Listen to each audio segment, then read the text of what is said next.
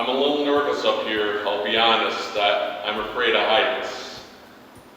But I chose to sit here on the ledge of the church balcony to remind us that sometimes God calls on us to take risks for the gospel. Our New Testament lesson is recorded in Acts chapter 20, verse 17 through 21, verse 14. At the beginning, the Apostle Paul is talking to the elders in Ephesus, and he reminds them that they are called to be shepherds of the church of God, which he, the good shepherd, bought with his own blood. God's people are incredibly precious. And then the Apostle Paul demonstrates how precious God's people and God's church are to him.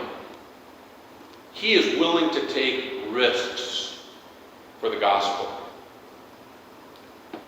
Notice as you read through that Paul knows very well that he is going to face suffering in Jerusalem. 3 times the Holy Spirit makes clear to him it is dangerous for him to go to Jerusalem.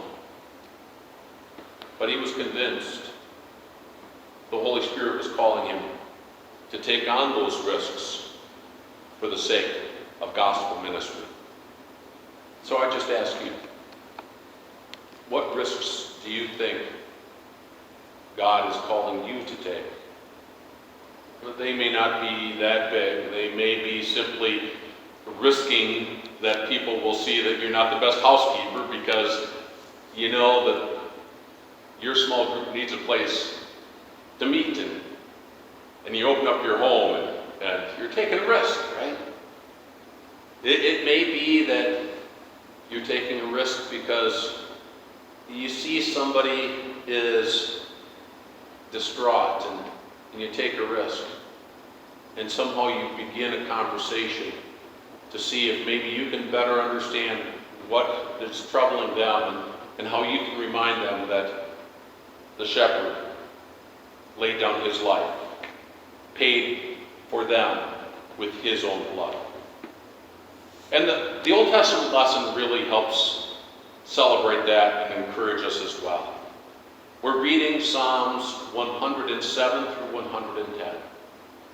Psalm 107 is a psalm that reminds us that God's people have been in trouble in the past, and God has helped them. And we thank God for that, and it gives us confidence that our God will protect us as we carry out his ministry today. And then, as you read through all the way to Psalm 110, a messianic psalm, you're reminded that the Lord is sitting at his Father's right hand, and he is the victorious king. And so, even though we feel like we're taking risks, we're safe in the hands of our good shepherd. God bless you as you pray about what the Holy Spirit is calling you to do to carry out your gospel ministry.